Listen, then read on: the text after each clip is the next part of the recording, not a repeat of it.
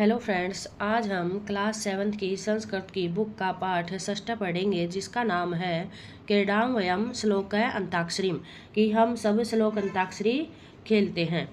इसके बाद यहाँ पर दो बच्चों की टीमों के बारे में बताया गया है कि बच्चे आपस में बात करते हैं और उनके पास बाहर बारिश हो रही है और वो खेलना चाहते हैं, तो वो अंताक्षरी के गेम को चुनते हैं। यहाँ पर दो लड़कियों की बातें बताई गई हैं। सखी दीपके की सखी या सहेली दीपिके, दीपिका नाम है उस लड़की का। वयम अधुना क्रीडितुम अभिलषा में, कि हमारी अभी खेलने की इच्छा है या अभिलाषा है। तो दूसरी सखी बोलती है, अरे भारती बही वृष्टि अस्ति कथम क्रीडा में, कि अरे भारती बाहर तो बारिश हो रही है, कैसे खेलेंगे। उसके बाद वृष्टिम अस्तु नाम, कि अच्छा बरसात हो रही है। इच्छा अस्ति चेत के डाम है, कि अगर इच्छा हो तो फिर भी हम उसको खेल सकते हैं, कि अगर इच्छा हो तो खेलेंगे ही। बहिर्गमनस्य आवश्यकता एवं नास्ति, कि बाहर जाने की कोई इच्छा आवश्यकता नहीं है। ऐसा नूतना क्रीड़ा अस्ति भो, यह एक नई क्रीड़ा नया खेल है। अंताक्षरी क्रीड़ा इति, यह अंताक्षरी क्रीड़ा है, इस खेल का नाम अंताक्षरी खेल है। किम अंताक्षरी क्रीड़ा, फिर बच्ची बोलती कि क्या अंताक्षरी क्रीड़ा, हम अभी क्रीडामी, मैं भी खेलूंगी। क्रीडामी मतलब खेलना। फिर आगे है अवश्यम आगच्छन्तु, हाँ अवश्य ही आओ। वयम सर्वे क्रीड़ा में, हम सब खेलेंगे। अब यहाँ पे सखियों की वार्तालाप को दर्शाया गया है। सखी तरही क्रीडाया नियमान सूचयतुस्, तो सखी यहाँ पर खेल के नियम हमें बताओ।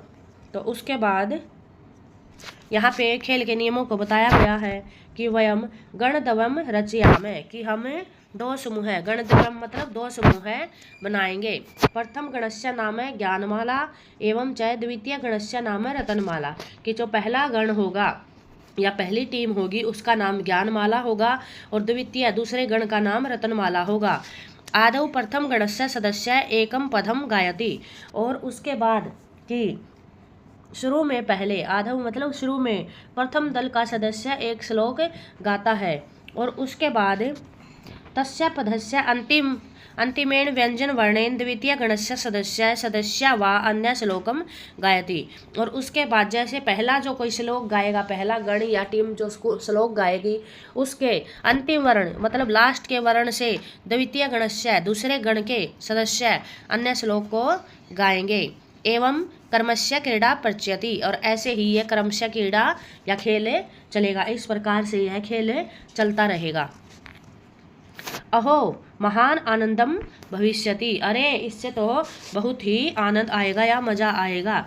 तर्हि क्रीड़ा में, तो खेलते हैं। आदौ ज्ञान माला गणम रै इति अक्षरात् पदम गायति तत् रतनमाला गण वदति, कि अभी यहाँ पर जो आरंभ में ज्ञानमाला दल है वो रै इति अक्षरात, कि रै अक्षर के पद से गाता है और उसके बाद रतनमाला दल बोलता है। अभी यहाँ पर श्लोक दिए गए हैं कि उन्होंने कौन सी टीम ने कौन से श्लोकों को गायन किया। यहाँ एक साइड ज्ञानमाला गण के दिए गए हैं और दूसरी साइड रतनमाला गण के श्लोकों को दिखाया गया है। कि जैसे हम यहाँ पर देख भी पा रहे हैं कि जिस वर्ण का लास्ट में जो वहाँ पर अंत हुआ है एक श्लोक का, उसी वर्ण से दूसरी टीम ने उसको गायन किया है, उसी वर्ण से।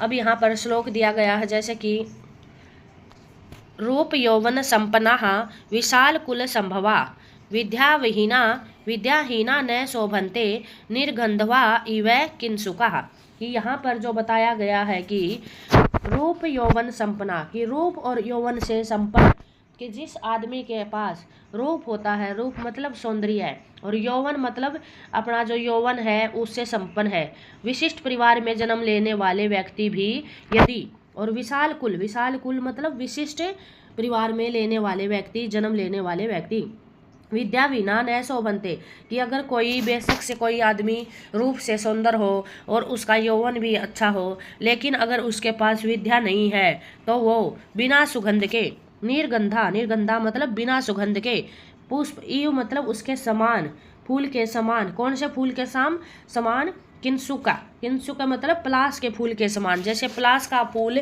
देखने में तो बहुत सुंदर होता है लेकिन उसमें सुगंध नहीं होते, इसलिए उसको लोग पसंद नहीं करते। कि जिस प्रकार से अगर किसी व्यक्ति के पास सुंदर शरीर है और श्रेष्ठ कुल में जन्म लिया है, परंतु उसके बाद भी अगर वो पढ़ाई लिखाई में निपुण नहीं है तो उसकी कोई शोभा नहीं होती। जिस प्रकार पेड़ पर खुले हुए पलाश के फूल दिखने में सुंदर होते हैं परंतु उनमें सुगंध नहीं होती है, लोग उनका उपयोग नहीं करते हैं, इसलिए सुंदरता, जवानी और अच्छे कुल में उत्पन्न होने की अपेक्षा विद्या ही श्रेष्ठ है। यहाँ पर विद्या को ही श्रेष्ठ माना गया है। इस प्रकार इसमें विद्या के महत्व के बारे में बताया गया कि विद्या मनुष्य के जीवन में बहुत ही श्रेष्ठ है। यहाँ से इसी सरलार्थ का भावार्थ दिया गया है, आप इसको पढ़ सकते हैं।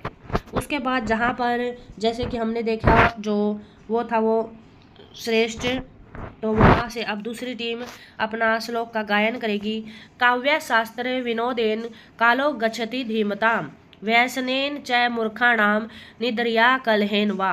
कि काव्य शास्त्र विनोदेन कि दुष्ट जन होते कि जो बुद्धि महंत जना कि जो बुद्धिमान लोग होते हैं उनका समय बुद्धि महंत जना कि जो बुद्धिमान लोग होते हैं कि धीमताम मतलब जो बुद्धिमान लोग होते हैं, धीमताम मतलब बुद्धिमान लोगों का समय काव्य शास्त्र विनोदेन बुद्धिमान लोगों का समय काव्य शास्त्र विनोदेन मतलब पढ़ने में व्यतीत होता है। गच्छति मतलब काल मतलब समय, गच्छति मतलब जाता है या व्यतीत होता है। वैसनेन मतलब भोग विलास के द्वारा। मूर्खाणाम और मूर्खों का समय जो होता है वो भोग विलास करने में, निंद्रा मतलब नींद में, मूर्ख लोगों का, और कलह करने में कि लड़ाई झगड़े में ही बीतता है। कि जो धीमताम मतलब जो बुद्धिमान लोग होते हैं उनका समय काव्य शास्त्र विनोदेन काव्य शास्त्र को पढ़ने में जाता है, और जो मूर्खानाम और मूर्खों का समय होता है जो वैसनेन वो भोग विलास के द्वारा, निंद्रा के द्वारा और कलहेनवा और कलह के द्वारा ही उनका समय व्यतीत होता है। कि वो अपने समय को कलह में, निंद्रा में और मूर्खता के कार्यों में ही व्यतीत करते हैं, और बुद्धिमान लोग अपना समय विद्या को पढ़ने में, ज्ञान प्राप्त करने में, अच्छे कर्मों में ही व्यतीत करते हैं। इस प्रकार नेक्स्ट है विद्या विवादाय धनम मदाय शक्ति परेशान परपीडनाय खलस्य साधो विपरीत मतेयुत ज्ञानाय दानाय च रक्षणाय। कि यहाँ पर जो बताया गया है कि हमें जो विद्या होती है, विद्या विवादाय धनम मदाय शक्ति, कि जो विद्या होती है वो दुर्जन की विद्या जो होती है वो विवाद के लिए होती है। कि मदाय धनम शक्ति, विद्या विवादाय धनम मदाय शक्ति परेशान परपीडना।